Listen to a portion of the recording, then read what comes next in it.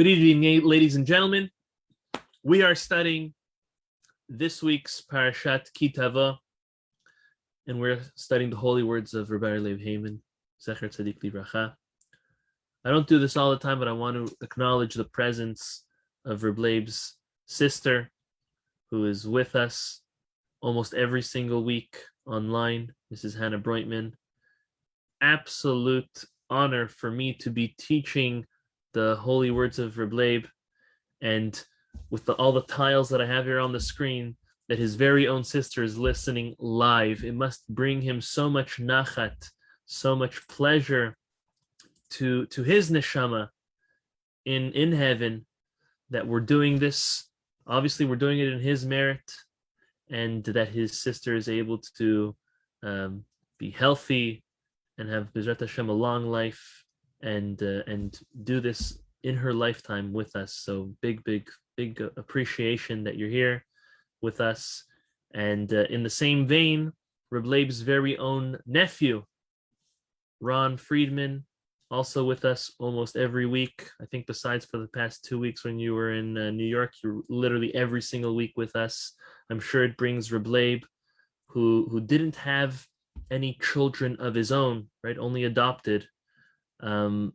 Means that a very powerful thing that his most direct bloodline offspring also on a weekly basis is learning his holy Torah. I'm sure it's doing amazing things up in Shamayim, up in heaven, things that we may never understand in our lifetimes and only be welcomed to in the world to come after 120 to understand how great of things we're doing. And obviously behind every man is a very powerful woman, and God bless you, Eileen, for pushing forward very strong on this. For we're coming almost to the end of the year. We have a couple of parashas left, and we really, the whole year, every single week, everyone is recorded, every class, to always go back to continue learning, and big merit, and the merit's yours, Eileen. So God bless you, and let it stand for our entire group that learns with us on a weekly basis, to all of our families, our children, our grandchildren, our parents, our grandparents, those that are alive, and only great things. I felt like I had to mention that, and it actually fits really nice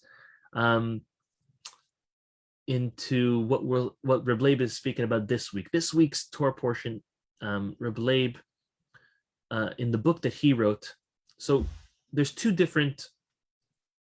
Here, I'll pull it out. Why not?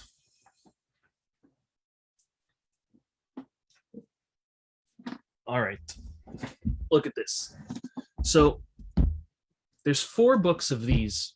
It's called Chikrei Lev, that Reb Leib himself wrote. This was things that he actually wrote and published himself. There are another 2 volumes that came out after his passing, called Chaye Levav, that was put together partially from notes that he wrote, but also notes that students wrote from classes that Reb Leib used to give. And it's a different writing style, because the rabbi didn't write it all himself. Not to say one is better than the other. They're very interesting, both of them. All novelties that the rabbi himself, taught and came up with. But in one way, the book that Reb Leib wrote himself, the first one that I showed you, Chikrei Lev, is a little easier to understand. It's, I guess, because of the way that it was written. It happens to be that on this week's Torah portion, Reb Leib goes on and on one topic, and it's the topic we're actually going to speak about tonight. It's literally like, I don't know, over 10 pages, which is pretty long in comparison to other novelties, other Dvar Torahs that he's written. So I think it's going to be an amazing topic, amazing concept. I hope everyone's going to enjoy, and we'll see how it fits into the introduction we gave of praise to Reb Leib and to his family for continuing to study his Torah even after his passing. So let's just give a little bit of a recap of this week's Torah portion, and then go dive right into it. After the Jewish people conquer and divide up the land of Israel. They divide it up by tribes and by families. And what happens? They go out, the farmers start planting and plowing and reaping. And then the first fruits of the 7 species of the land of Israel are to be brought to the temple and offered to the Kohen.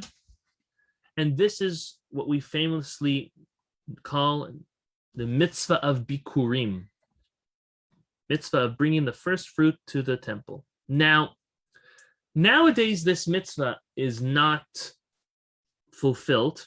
We don't have a temple, unfortunately. And there is no way for the farmers to come and declare this, bringing this first fruit. However, Reb Leib says there is another time during the year that one does mention what the farmer would declare himself while fulfilling a different type of mitzvah. So, meaning, in the time of the temple, you'd be bringing your first fruit and you'd be declaring as a farmer, you'd be declaring a certain declaration. We're going to go look at it in the verses in a moment. Today, we're not able to make that declaration of bringing the first fruit. We don't have the temple. But that declaration, the verses that the Torah tells us are to be read by the farmer, are read still nowadays while fulfilling a different Torah commandment. So what are these verses? What's this declaration? Take a look at your screen. It's quite long. I'm not going to read everything. We're going to try to go through it as quick as possible. This is the beginning of this week's Torah portion. Because Reb Leib is going to pose a question, and he's going to give 4 answers to it. So I want to get enough time to go through all of them, because they are each unique and very interesting in their own right. The first is as follows. The beginning of this week's Torah portion says, and it will be when you enter the land of Israel, the land that Hashem gave you for your inheritance, you'll settle in it.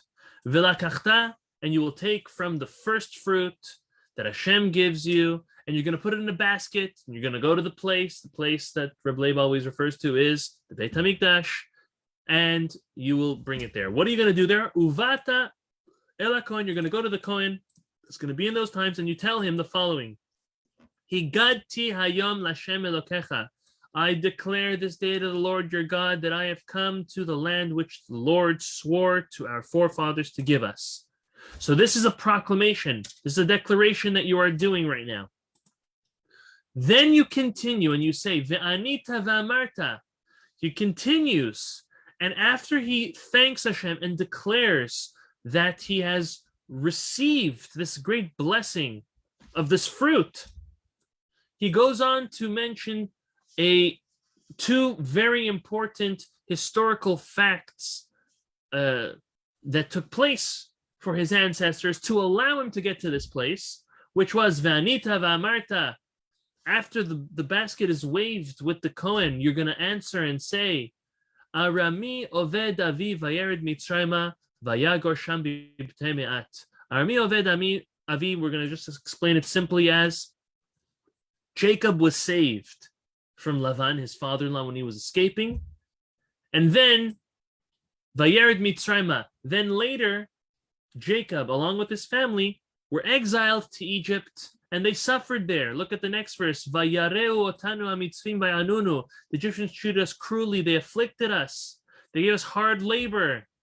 And we cried out, verse 7, we cried out to the Lord, and he listened to our affliction, our toil, and our oppression. Vayotzienu Hashem Mitzrayim, and he took us out of Egypt with a strong and stretched out arm, with many, many wonders, signs, and miracles.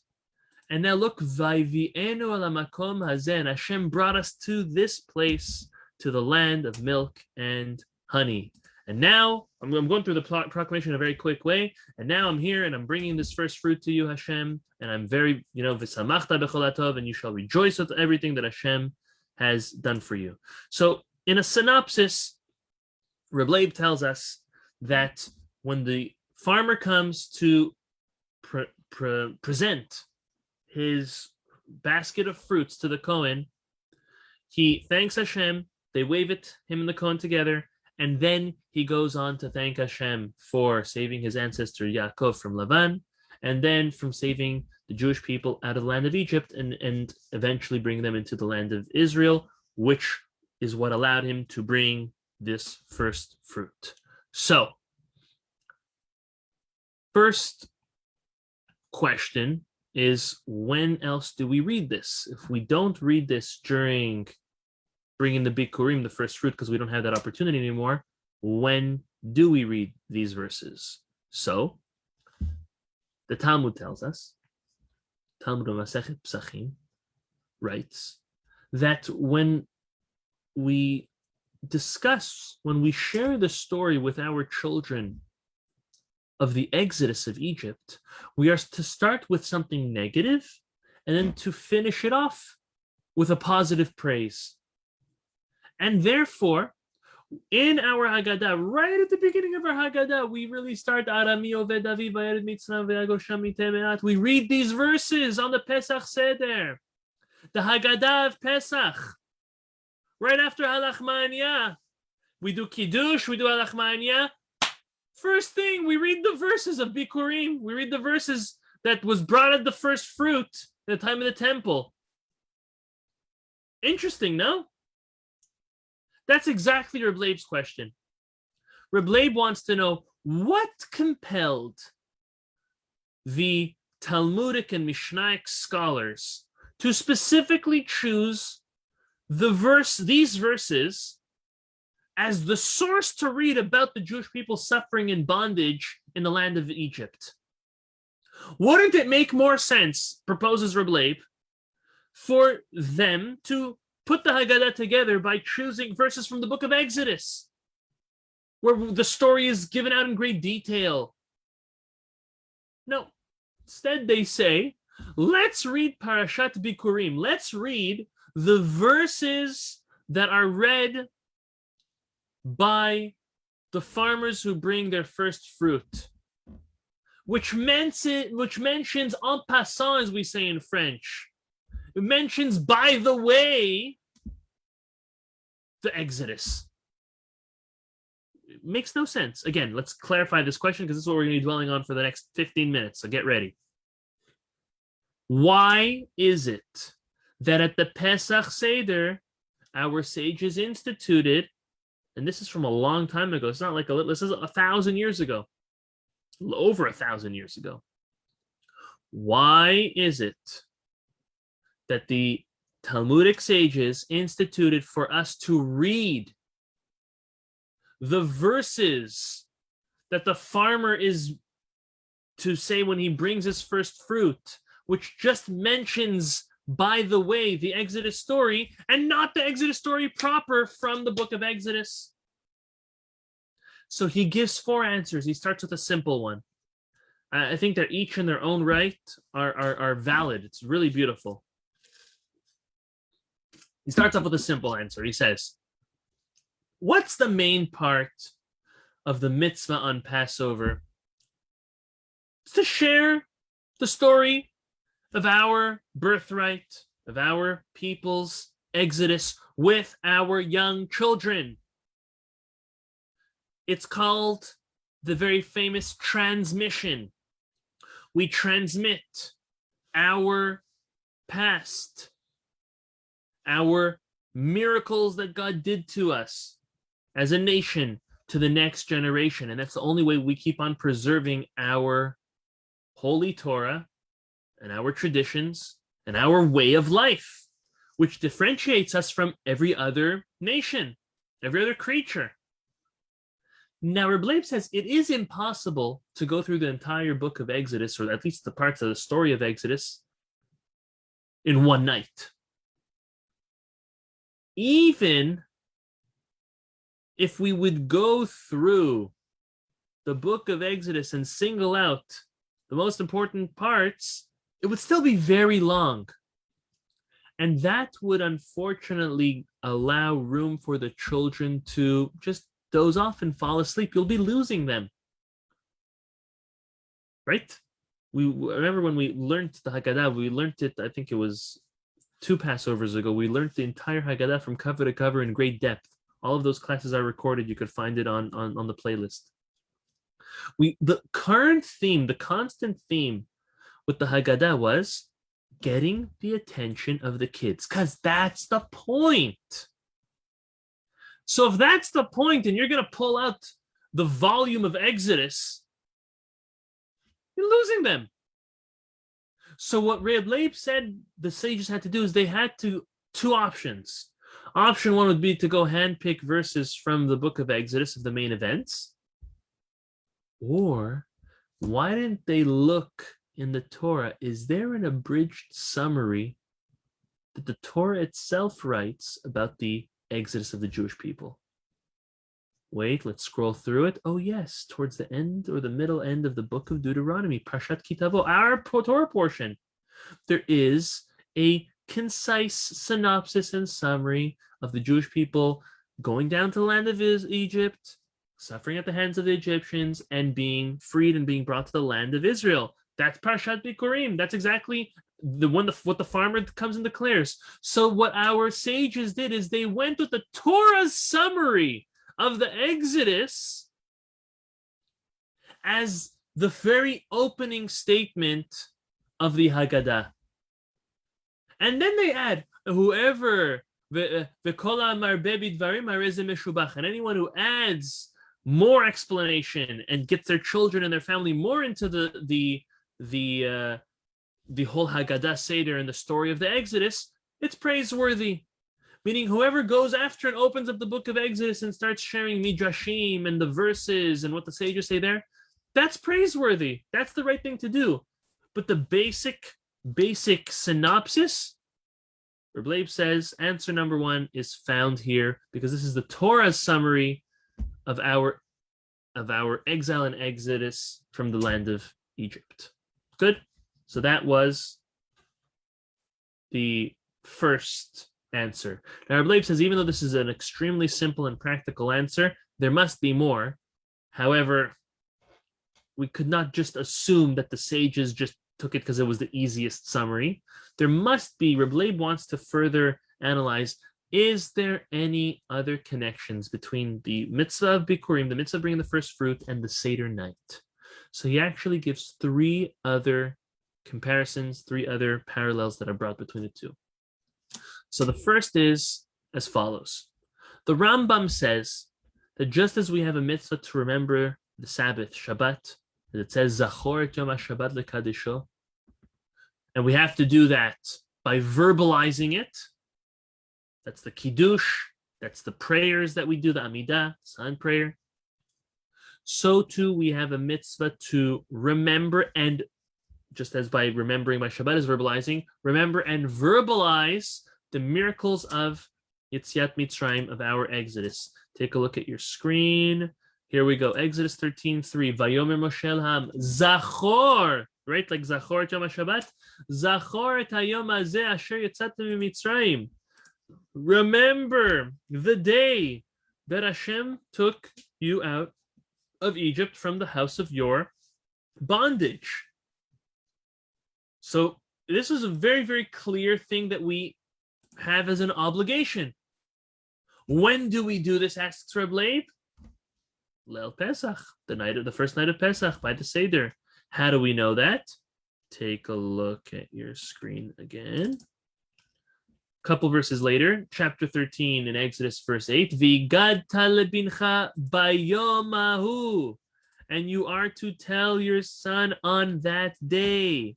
On that day, ba'avur zeh Hashem. What does ba'avur zeh mean?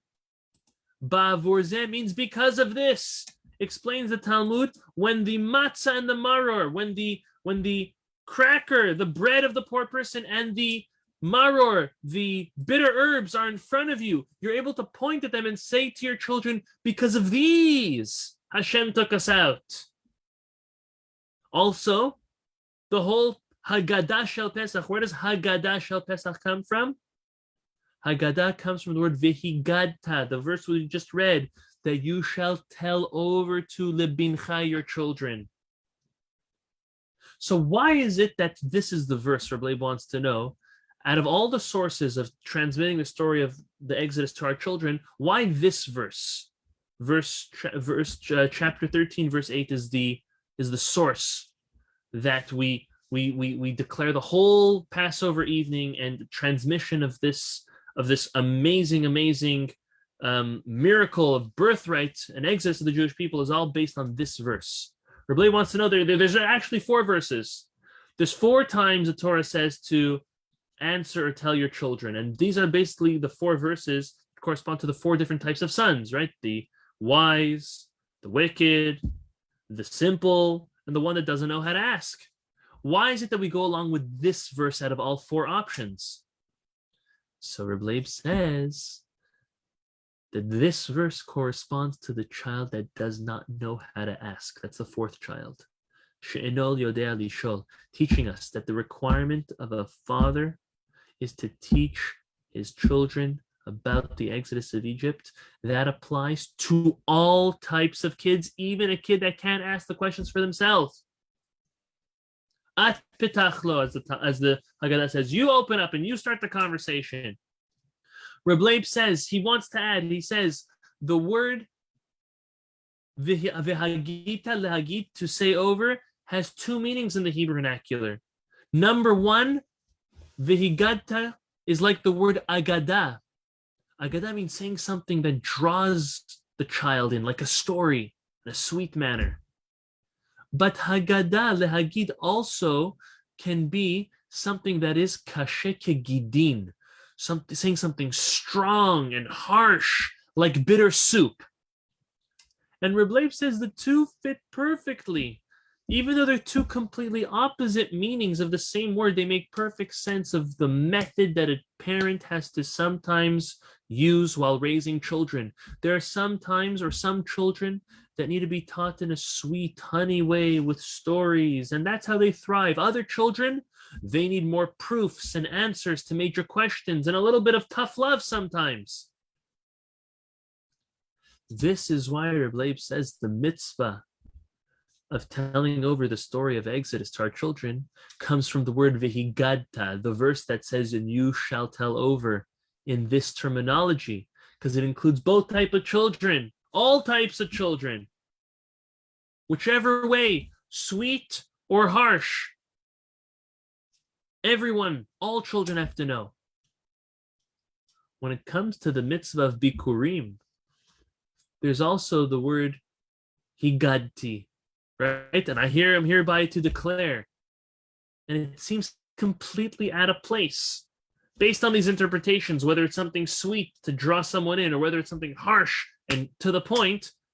Who's the farmer speaking to when he's making his declaration? To Hashem.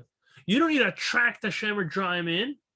And at the same time, you, God forbid, are not going to speak very stern and harsh to God. So what's this word, higadti, coming and doing by coming and the farmer's declaring in front of Hashem? Reb Leib says, you know why the Torah uses that term? It's coming to teach us that this term, that this whole portion, should be said by another mitzvah that has a similar term. This whole part should be said by the Pesach Seder in the Hagadah because of the similarity of these 2 words. Okay, so it's a different answer. It's a little deep. In Talmudic study, this is called a gzera shava, when you take 2 concepts and you impose one upon the other just because of the similarity of the verses, of the word. Now, even though we're not allowed, and Reb Leib says he knows, we're not allowed to make these up on our own, but he suggests that the reason why our sages chose this specific mitzvah of Bikurim to be mentioned, the declaration of the Exodus should be mentioned by the Hagadah, is because of the word higadti, I declare, which is like the Hagadah of v'higadta lebincha. Okay, that's the second answer. Third answer is an interesting connection to Lavan. Get ready for this. At the beginning of the declaration of the Bikurim, of the first fruit, the farmer says, Arami oved avi, that Arami, referring to Lavan, tricked my father, referring to Yaakov. So why would we be starting this declaration with Jacob's suffering with Lavan? Well, Rashi tells us because the farmer's thanking God for everything that was done for him. So he starts off by even thanking God for previous miracles, one of saving Jacob, and two, the Jewish people being saved from Egypt. So Leib says, so then why not mention that Jacob was saved from Esau, his brother, who wanted to kill him? And then after he wanted to kill him, he sent his own son Eliphaz to come and kill him, and Jacob was saved in a miraculous way there too. So Leib brings the Ibn Ezra, another very, very powerful Torah commentary, to say that Lavan really had nothing to do by causing the Jewish people to get to the land of Israel, the land of Egypt. Lavan had no influence in that. So he wants to say that Arami Oved Avi, he argues on Rashi, is really Yaakov himself. And Arami is Avi Be'aram, my father who was in Aram. Reb Leib disagrees, and he says, no, Rashi is really correct. And Lavan really did have a major part in the Jewish people coming down to the land of Egypt. Listen to how fascinating this is. Arami is the same letters as Ramai, tricker. And Lavan did trick Yaakov. Take a step back. Who was Yaakov supposed to marry? Rachel, and that's it. Rachel and Jacob were supposed to be wed. Yaakov was supposed to have one wife. That's it. Whose fault was it that Yaakov ended up marrying Leah? Lavan, he tricked him. What was a result, a consequence for the fact that Jacob married Leah is that he had children with Leah, and those children were jealous, and they had hatred towards Rachel's children, specifically Joseph. That hatred is what led the Jewish people out into exile and bondage in the land of Egypt. So Reb Leib says the connection is that really Lavan was the one who, his fault that the Jewish people ended up in Egypt, because he tricked Jacob and ended up causing Jacob to have children with Leah, and those children hated Rachel's child, Joseph. So he says that goes a step further. The gematria, the numerical value of Arami Oved Avi is 274, and Rachel and Leah together is also 274. Meaning he changed Rachel and Leah, and that's how he was the trickery. That's how he tricked Jacob, by swapping the two. So Lavan caused the Jewish people to end up in Mitzrayim. The farmer is thanking Hashem for bringing the Jewish people out of Egypt, which all started with Lavan. So too, by the Leil Seder, by the Pesach Seder, we're thanking Hashem for saving us from Egypt, which all started from Lavan. Last answer Reb Leib gives to why we mentioned these verses of the first fruit, the Bikurim, by the Seder night, is because, as we know, there are 4 terms of salvation that God promised the Jewish people. We're going to wrap this up quick. And those 4 terms correspond to the 4 cups of wine that we drink at the Pesach Seder. There's a 5th term, Ve'eveti, that Hashem brings us into the land of Israel. And that is why we have the 5th cup that we leave for Elijah, for Eliyahu and Avi, at the end of the Seder. But that is today what we do. When the Jewish people lived in the land of Israel, they didn't pour a 5th cup. They were in the land of Israel. What would be a greater testimony for the Jewish people that Hashem kept the promise of the forefathers more than them being in the land of Israel? That's exactly it. More than the farmer bringing the fruit of the land of Israel, that was exactly it. So, as a first-hand witness to the promise that God has made to Abraham, Isaac, and Jacob, look what the farmer did. Passover, he drank all 4 cups. very soon after, it's between Shavuot and Sukkot is when the harvesting time was, the farmer brings his first fruit, his Bikurim, to the Kohen. And he comes and he declares, thank you, Hashem, fulfilling all 5 terminologies of the salvation. The first 4 I fulfilled during the Seder night, and I even read this part of the Torah then. And then when I came now and actually brought the fruit, I'm actually coming as a culmination of that 5th terminology and coming and declaring it. So that is the connection between the two. Our sages chose to read the part of the Bikurim as a fulfillment of the 5th term of salvation, which is the greatest living testimony that Hashem kept the promise by bringing these first fruit. So this is how Reb Leib answers these questions. I think again, this is how Reb Leib answers why the portion of Bikurim is the one that's chose to be read in our Passover Seder. I think each one is beautiful and amazing in their own right, but I think as a practical lesson, we see the importance of the transmission that we have as parents and the obligation we have as parents to continue transmitting our Torah, our Jewish law, our traditions to the next generations. If we don't do it for our own children, no one will. Very rarely do you have children that were brought up with absolutely nothing that find their path back to Hashem and back to Torah. We are on the path. We learn, we know. We need to instill these lessons, this way of life into our children and our grandchildren, because I promise you, if we don't, very, very, very, very slim chance that someone else will. So may it be in the merit of Rabbi Leib Heyman, who had thousands of students that he brought close to Hashem through his teaching and his leadership and his guidance, not only in Israel for almost 40 years, but also previous to that in Boston, and all the work that he did in Lakewood, so many other great places. May it be a tremendous merit to all of us that we should also dedicate a large portion of our lives towards making sure that the most important people in our life, which is our children, will continue in the path of Torah and mitzvot.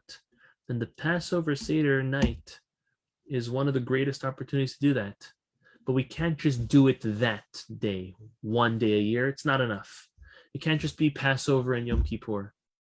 It's got to be every Friday night, every Saturday morning, every morning when you wake up, every time you eat, anytime you have an opportunity to introduce them and to show them, and to prove God to them, and to show how great our Creator is. That's how we make the transmission a powerful and everlasting one.